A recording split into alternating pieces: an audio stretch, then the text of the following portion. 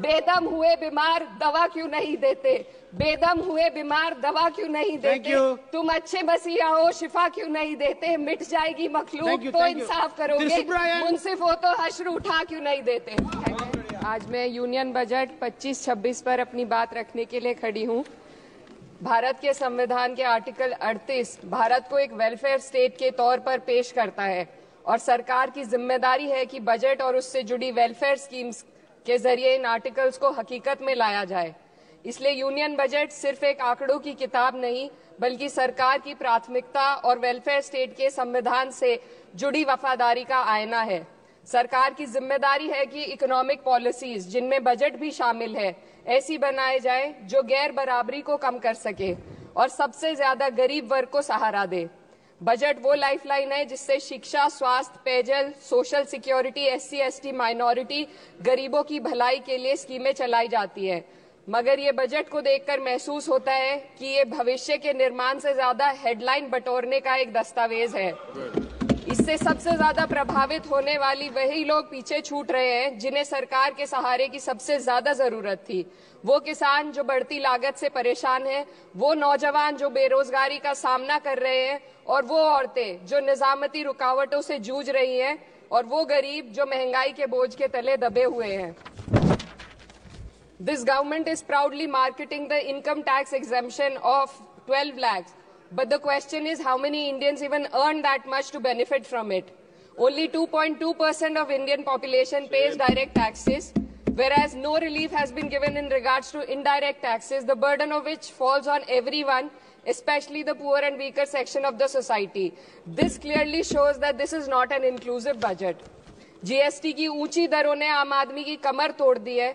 जरूरत इस बात की है कि खाद्य सामग्री, दवा, स्कूल की किताबें और जरूरत की चीजों पर टैक्स कम किया जाए।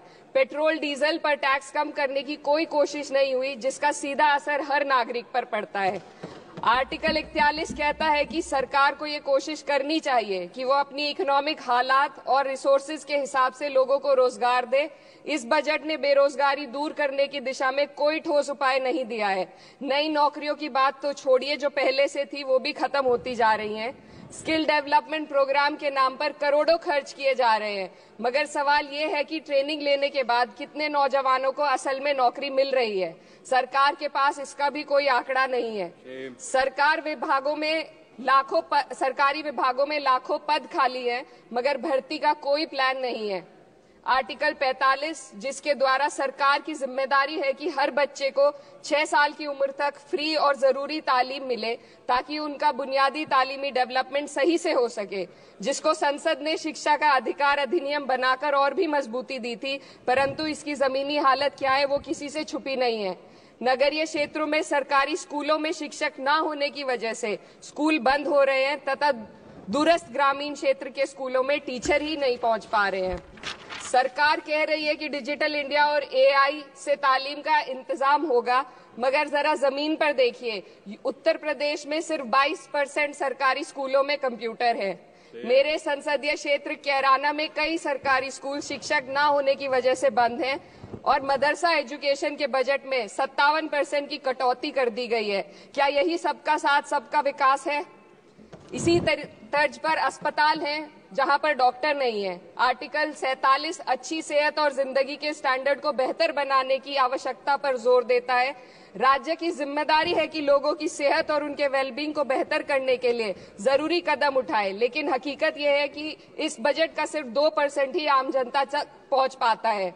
शामली जिले में 84 डॉक्टर की पोस्ट स्वीकृत है, मगर सिर्फ 29 डॉक्टर काम कर रहे हैं और गायनोकोलॉजिस्ट मात्र 1 है।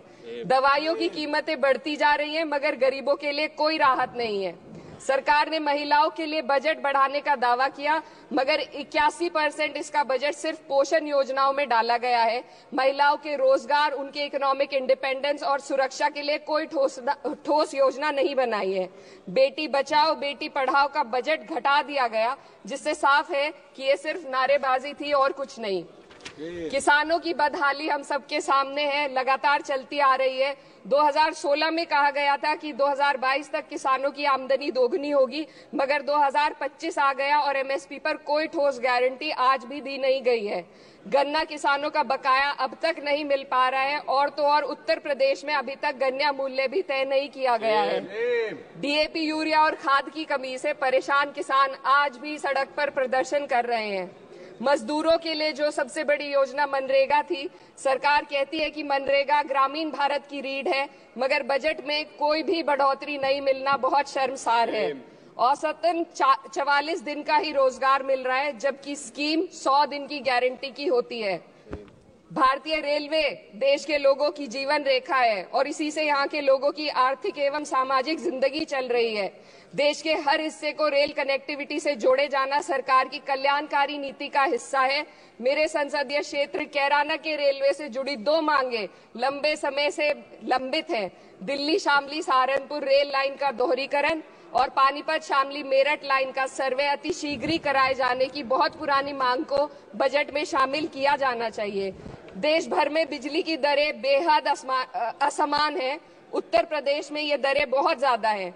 देश भर में एक समान बिजली दरें लागू करने का प्रावधान किया जाए। रिवैम्प योजना में हर घर तक बिजली पहुंचाने के लिए एलटी लाइन बनाने का प्रावधान भी जोड़ा जाए। कृषि उपकरणों व खाद डीएपी को जीएसटी से मुक्त किया जाए। किसानों की एमएसपी की मांग को पूरा करने के साथ साथ उत्तर प्रदेश के किसानों को गन्ना मूल्य निर्धारण पिछले वर्ष से बढ़ाकर किया जाना बेहद जरूरी है। जनपद शामली व मुजफ्फरनगर को एनसीआर में तो शामिल किया गया है, परंतु वहां पर कोई विकास नहीं हुआ तथा उसको कोई भी लाभ नहीं मिला है। वहां के लोग सिर्फ प्रदूषण के बाध्यकारी नियमों से परेशान हैं, इसलिए दोनों जनपदों को एनसीआर की सीमा से बाहर किया जाना चाहिए। मेरे संसदीय क्षेत्र में मैं कुछ चीजें बजट स्पीच में ऐड करना चाहती हूँ। एक, ट्रॉमा सेंटर और जिला अस्पताल के अपग्रेडेशन की भी मांग है। जनपद शामली और सहारनपुर में एक महिला डिग्री कॉलेज खोला जाए। कैराना में सर जस्ट कंक्लूडिंग, यमुना नदी के घाट पर सौंदर्य कार्य का भी कार्य जोड़ा जाए। जनपद शामली में टेक्सटाइल पार्क की स्थापना की जाए और जो संसद निधि है, सांसदों को केवल 5 करोड़ रुपए दिए जाते हैं और एमएलए, उत्तर प्रदेश के एमएलए को भी 5 करोड़ दिए जाते हैं। हमारी मांग है या तो इसे बढ़ाकर 25 करोड़ किया जाए या फिर सिरे से खारिज किया जाए। The union budget was an opportunity to address the pressing. Sir, just 1 minute. Please, 2 more speakers are in your party. Sir, just concluding. Pressing concern of India's citizen, rising unemployment, soaring inflation, crumbling public services, and deepening rural distress. Yet, instead of offering real solution, the government has focused on optics and half measures. While tax relief for the middle class is welcome, it does nothing for the millions who earn too little to benefit from it.